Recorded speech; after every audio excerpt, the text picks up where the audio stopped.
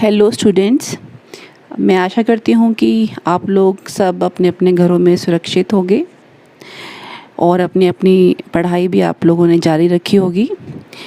आज हम class 11th business studies के चैप्टर 10 का जो सब टॉपिक करने वाले हैं वो है factors considered for starting a business enterprise, यानी कि वो सारे तत्व जिन्हें हमें ध्यान रखना है एक बिज़नेस को शुरू करने से पहले। जैसे ही हमारे दिमाग में ये आइडिया आता है कि हमें बिज़नेस करना है, ठीक है, तो हमें कौन कौन सी बातों का हमें ध्यान रखना है, उन पॉइंट्स को आज हम डिस्कस करेंगे इस वीडियो के थ्रू। तो सबसे पहला जो पॉइंट है that is your selection of business, यानी कि व्यवसाय का चुनाव।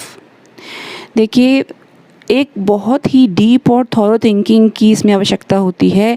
बहुत सोच समझ के आपको सिलेक्ट करना होता है कि आपने कौन सा बिज़नेस करना है, क्योंकि एक बार अगर आपने डिसाइड कर लिया कि मैं ट्रेडिंग का बिज़नेस करने वाली हूँ या मैन्युफैक्चरिंग का बिज़नेस करने वाली हूँ या मैं सर्विसेज प्रोवाइड करने का बिज़नेस करने वाली हूँ, और एक बार आपने बिज़नेस शुरू कर दिया और फिर अगर उसमें लॉसेस होते हैं तो आपके लिए उस बिज़नेस को बदलना बहुत ही मुश्किल हो जाता है। तो इसीलिए सबसे फर्स्ट जो हमारा पॉइंट है that is your selection of business, ये बहुत ही डीप और थॉरो थिंकिंग के बाद ही ये आपको डिसाइड करना चाहिए। अब देखिए, व्यवसाय का चुनाव करते हुए आपके सामने 3 प्रकार के व्यवसाय आ रहे हैं। पहला है आपका ट्रेडिंग, ठीक है, दूसरा है मैन्युफैक्चरिंग और तीसरा है सर्विसेज। ठीक है, ट्रेडिंग में आप क्या करते हैं? ट्रेडिंग में आप करते हैं sale and purchase of goods, वस्तुओं को खरीदते हैं और बेचते हैं। मैन्युफैक्चरिंग में आप क्या करते हैं? Convert raw material into finish product, आप कच्चा माल लेते हैं और उसे तैयार माल में कन्वर्ट करते हैं। और सर्विसेज आपको पता ही है कि एक सर्विस सेक्शन भी होता है जो कि बाकी बिजनेसेस को अपनी सर्विसेज देता है, जैसे कि transport, insurance, banking, warehousing, advertising, communication. ठीक है, तो जब आप ट्रेडिंग का बिज़नेस करने के बारे में सोचते हैं तो आपके सामने कौन कौन से थॉट्स आते हैं, किन किन बातों पे आपको ध्यान देना होता है कि ट्रेडिंग में किस प्रकार की क्वालिटी के गुड्स में करूँगा, ठीक है, उनका मैं प्राइस क्या रखूँगा, उनकी पैकेजिंग कैसी होगी, मेरे कस्टमर कौन से होंगे, मैं कौन से एरिया में बिज़नेस करूँगा, मैं स्टेट लेवल पे करूँगा, मैं अपने डिस्ट्रिक्ट लेवल पे करूँगा या मैं इंटरनेशनल लेवल पे करूँगा। ठीक है, जब आप मैन्युफैक्चरिंग बिज़नेस स्टार्ट करने का सोचते हैं तो आपके सामने जो थॉट्स आते हैं वो आते हैं कि क्या मुझे कच्चा माल मिलेगा, अवेलेबिलिटी ऑफ रॉ मटेरियल, ठीक है, मुझे मशीन्स मिल जाएंगी, ठीक है, कौन कौन सी मशीन्स की ज़रूरत पड़ेगी, क्या मुझे लेबर मिल जाएगी, ठीक है। तो इस प्रकार से बाकी जो भी फैक्टर्स ऑफ प्रोडक्शन, यानी कि जो मैन्युफैक्चरिंग करने के लिए जिन चीज़ों की आपको ज़रूरत है आप उनके बारे में आपको सोचना पड़ेगा। जब आप सर्विसेज के बिज़नेस करने की सोचेंगे तो ऑब्वियसली वहाँ पर भी आपको सोचना पड़ेगा कि किस क्वालिटी की सर्विसेज मैं दूंगा, कौन सी मैं सर्विस दूंगा, किस प्रकार के मेरे कस्टमर्स होंगे और मेरा बिज़नेस का एरिया क्या होगा। इस प्रकार से ये सारी थिंकिंग आपके दिमाग में आती है। इसके अलावा 3 और चीज़ें हमें अपने दिमाग में रखनी है। नंबर 1, डिग्री ऑफ रिस्क, यानी कि उस बिज़नेस में कितना रिस्क है। रेट ऑफ अर्निंग, यानी कि उस बिज़नेस से हमें क्या फ़ायदा, कितना प्रॉफिट होने वाला है। और विद इन रीच का मतलब है कि वो बिज़नेस जो है हमारे कितनी पहुंच के अंदर है, यानी कि उस बिज़नेस के लिए जो कैपिटल की रिक्वायरमेंट है, कच्चे माल की रिक्वायरमेंट है, मॉडर्न टेक्निक्स की रिक्वायरमेंट है, वो रिक्वायरमेंट हम कितना पूरा कर सकते हैं। ठीक है, तो डिग्री ऑफ रिस्क में क्या हम चेक करते हैं, ध्यान रखते हैं कि एक बिजनेसमैन जो है वो कितनी डिग्री तक, कहाँ तक जो है रिस्क को बियर कर सकता है, रिस्क जो है वो लेने में सक्षम है।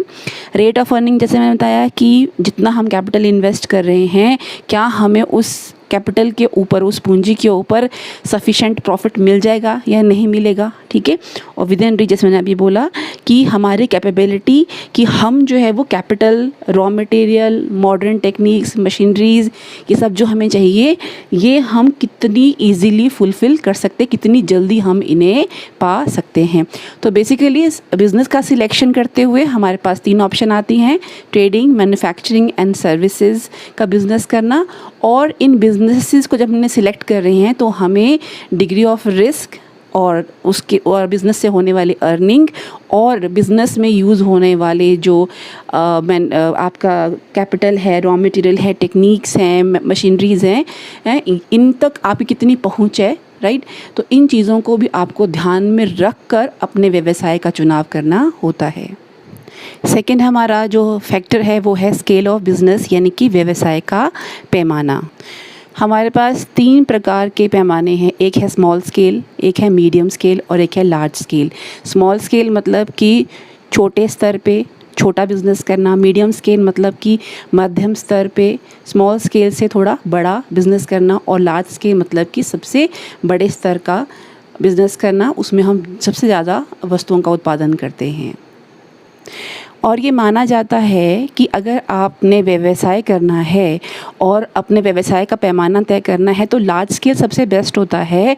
क्यों? क्योंकि जब हम बड़े स्तर पे व्यवसाय करते हैं, बड़े स्तर पे वस्तुओं का उत्पादन करते हैं, तो हमारी जो पर यूनिट कॉस्ट है प्रोडक्शन की, यानी कि वस्तुओं को उत्पादन करने के लिए जो हमारी प्रति उत्पाद जो लागत रहती है वो बहुत ही उससे कम रहती है अगर हम बड़े स्तर पे अगर हम वस्तुओं का उत्पादन करते हैं। तो इसके लिए एक छोटा सा एग्जांपल मैं आपके सामने दे रही हूँ।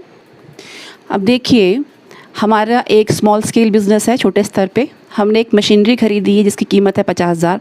उस मशीनरी की कैपेसिटी कितनी है कि वो मशीनरी 30,000 यूनिट्स, 30,000 प्रोडक्ट प्रोड्यूस कर सकती है, ठीक है।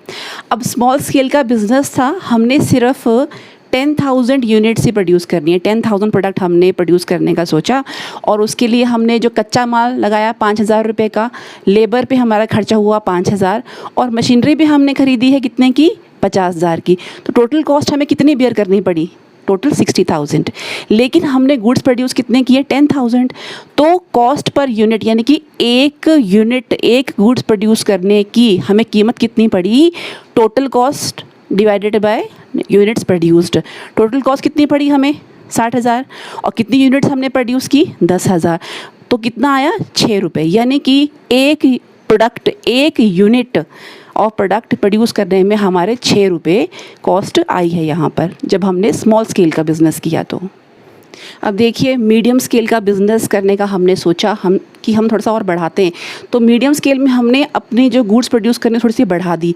यहाँ हम 10,000 गुड्स प्रोड्यूस कर रहे थे, यहाँ हमने कितनी कर दिया, 20,000, डबल कर दिया हमने, ठीक है।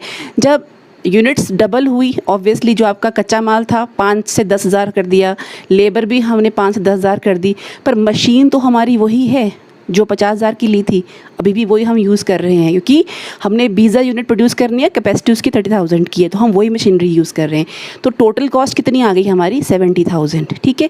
तो पर यूनिट कॉस्ट इस केस में कितनी निकली है, 70,000 divided by number of units produce, यानी कि 20,000, यानी कि ₹3.50 पर यूनिट। आप देखिए, पहले 6 रुपये पड़ रहा था एक यूनिट की कॉस्ट, अब कितनी हो गई, ₹3.50। जैसे ही हमने अपना यूनिट्स प्रोड्यूस्ड बढ़ाए, ठीक है, वैसे ही हमारी पर यूनिट कॉस्ट जो है वो कम हो गई।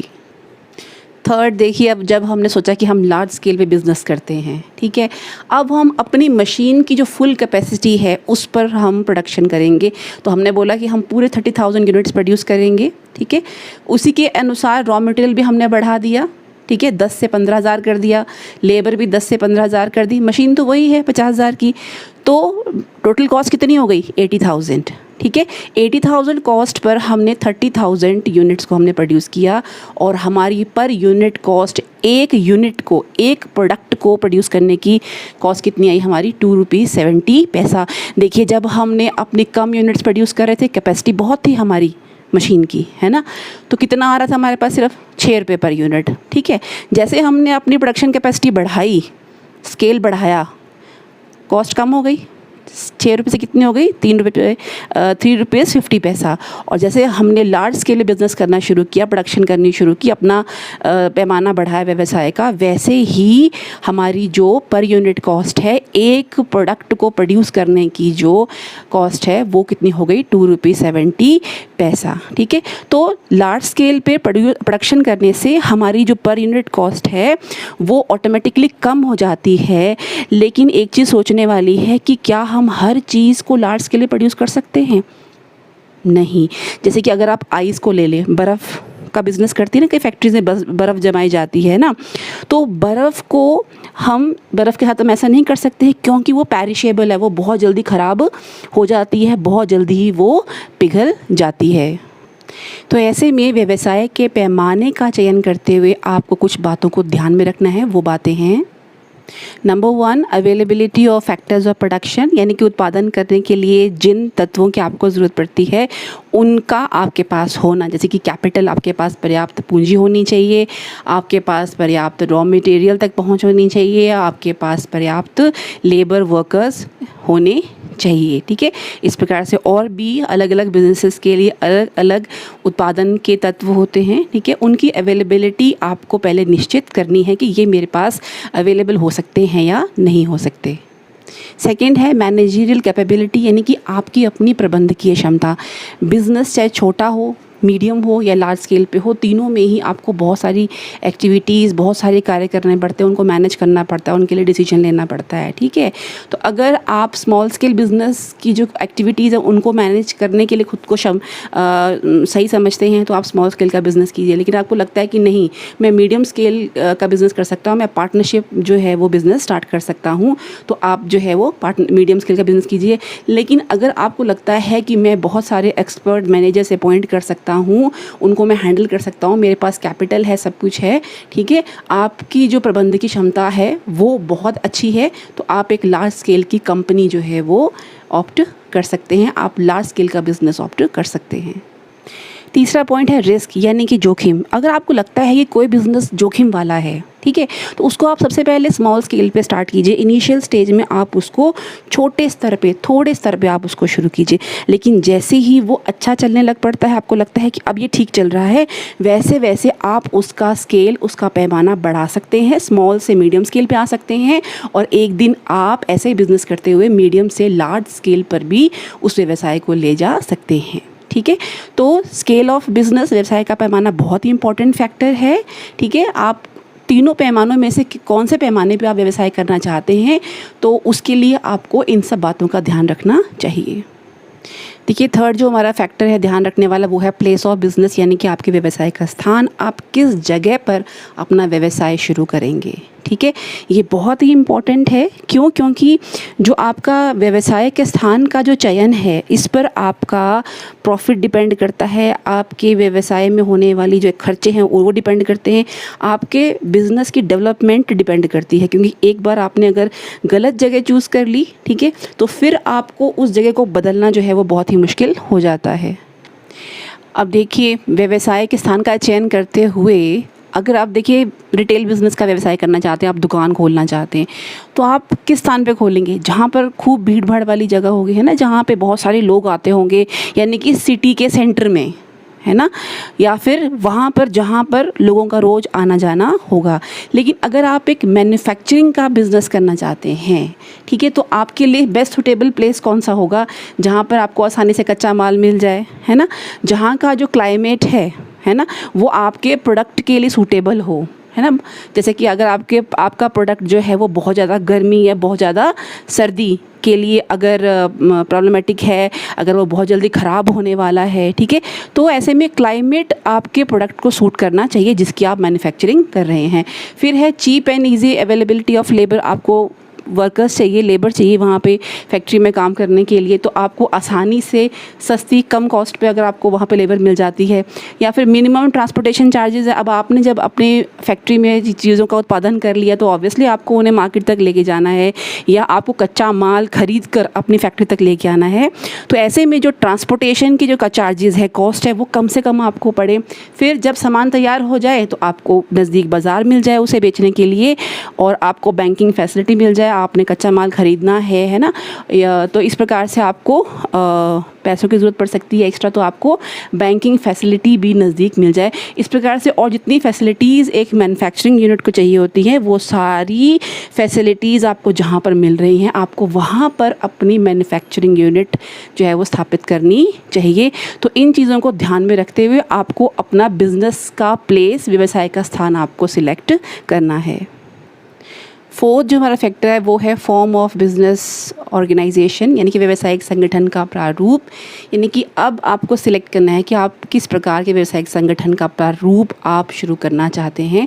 और पिछले जो हमारा वीडियो था उसमें हमने डिस्कस किया था कि प्रोफेसर एल.एच. हेने ने कुछ फैक्टर सजेस्ट किए हैं जिनका अगर हम ध्यान रखें तो हम बहुत ही आसानी से हम डिसाइड कर सकते हैं कि हमें किस प्रकार के प्रारूप का हमें चयन करना है। जैसे कि उन्होंने बताया था कि हमें कैपिटल रिक्वायरमेंट को देखना है, हमें जो बिज़नेस के स्वामी हैं बनने वाले हैं उनके दायित्वों को हमें चेक करना है, हमें उसकी स्थापना की सुविधा देखनी है, हमें बिज़नेस की कंटिन्यूटी और स्टेबिलिटी को चेक करना है, हमें बिज़नेस में होने वाली टैक्स लायबिलिटी को चेक करना है, मैनेजरियल नीड्स को, फ्लेक्सिबिलिटी को, लीगलिटी को, है ना, स्केल ऑफ प्रोडक्शन को। ठीक है, तो ये सब पॉइंट्स हम पहले डिस्कस कर चुके हैं। तो फोर्थ पॉइंट में हम अपने व्यावसायिक संगठन के प्रारूप का हम चयन करते हैं। फिफ्थ फैक्टर है हमारा डिटर्मिनेशन ऑफ ऑर्गेनाइजेशनल स्ट्रक्चर, यानी कि संगठन रचना का निर्धारण। अब देखिए, जब हमने अपना बिज़नेस का फॉर्म हमने सिलेक्ट कर लिया कि कौन सा बिज़नेस हमने करना है, अब इस बिज़नेस को सही में रूप देने के लिए, एक्चुअल में उसको फंक्शनल बनाने के लिए हमें एक संगठन का ढांचा चाहिए, है ना। हमें अपने कर्मचारियों की जगह हमें निश्चित करनी है, वो कर्मचारी जो कि उस बिज़नेस में हमारे लिए काम करने वाले हैं। यानी कि अब हमें यहाँ पर कौन किसका सुपीरियर होगा, कौन किसका सबॉर्डिनेट, कौन किसका हेड होगा और कौन किसको फॉलो करेगा, कौन किसके नीचे काम करेगा, ये हमें एक ढांचा हमें तैयार करना है। क्योंकि जितनी भी एक्टिविटीज़ है बिज़नेस की वो सभी की सभी ह्यूमंस के द्वारा, इंसानों के द्वारा ही की जानी है। तो अब हमें व्यवसाय में जो काम करने वाले जो पीपल हैं, लोग हैं, उनके बीच में हमें एक रिलेशनशिप जो है वो बनाना पड़ेगा कि कौन किसका सीनियर होगा और कौन किसका सबॉर्डिनेट होगा। अब देखिए, यहाँ पर जो संगठन के ढांचे का निर्धारण है उसमें आपके पास यहाँ मैंने 4 टाइप्स के संगठन के ढांचे यहाँ बताएं। पहला है लाइन ऑर्गेनाइजेशन। इसमें क्या होता है, इसमें एक लाइन के रूप में आपके पास सिर्फ संगठन के जो ऑफिसर्स हैं वही होते हैं। जैसे कि सबसे ऊपर बोर्ड ऑफ डायरेक्टर्स हो गए, फिर जनरल मैनेजर हो गया, ठीक है, उसके नीचे 1 या 2 डिपार्टमेंट के आपके मैनेजर्स हो गए, ठीक है। तो इस प्रकार से होता है। सेकेंड आपका लाइन एंड स्टाफ ऑर्गेनाइजेशन है। लाइन में क्या था, सिर्फ आपके मैनेजर्स थे, है ना, जो ऑफिसर्स रैंक के, राइट। लेकिन लाइन एंड स्टाफ में आपके पास बोर्ड ऑफ डायरेक्टर्स होगा, जनरल मैनेजर होगा, उसके नीचे आपके पास मैनेजर्स होंगे और हर एक लेवल पर उनके लिए स्टाफ भी होगा। स्टाफ मतलब कि उनके लिए क्लर्क्स, असिस्टेंट, सुपरवाइजर्स, है ना, वो भी रखे जाते हैं ताकि वो जो ऑफिसर्स हैं, मैनेजर्स हैं, उन्हें वो असिस्ट कर सके, उन्हें वो हेल्प कर सके, ठीक है। ऐसे ही आपका फंक्शनल ऑर्गेनाइजेशन भी है, बिकॉज एक संगठन में हम बहुत सारे फंक्शंस करते हैं, है ना। हमारा फाइनेंस का डिपार्टमेंट भी होता है, हमारे पास सेल्स डिपार्टमेंट होता है ना, हमारे पास पर्सनल डिपार्टमेंट होता है। तो ऐसे अलग अलग फंक्शंस हम कर रहे हैं तो उनके लिए अलग अलग डिपार्टमेंट्स हम बनाते हैं। वहाँ पे अलग अलग डिपार्टमेंट्स के अलग अलग मैनेजर्स हम अपॉइंट करते हैं, साथ में उनके हम असिस्ट करने के लिए स्टाफ भी हम अपॉइंट करते हैं, ठीक है। तो ऐसे ही आपका कमेटी ऑर्गेनाइजेशन भी होता है। अब देखिए, जितने भी ये संगठन के रूप हैं, ठीक है, हर एक का मेरिट्स भी है, डीमेरिट्स भी है, हर एक संगठन के रूप का लाभ भी है और कमियां भी हैं। तो जब हमने किसी भी ऑर्गेनाइजेशनल स्ट्रक्चर को हमने डिसाइड करना है तो हमें इन सभी रूपों के मेरिट्स और डीमेरिट्स को हमें ध्यान देना है, ठीक है। और ये देखने के बाद ही हमें फिर अपने ढांचे को सिलेक्ट करना है जो हमें बेस्ट सूटेबल लगता है।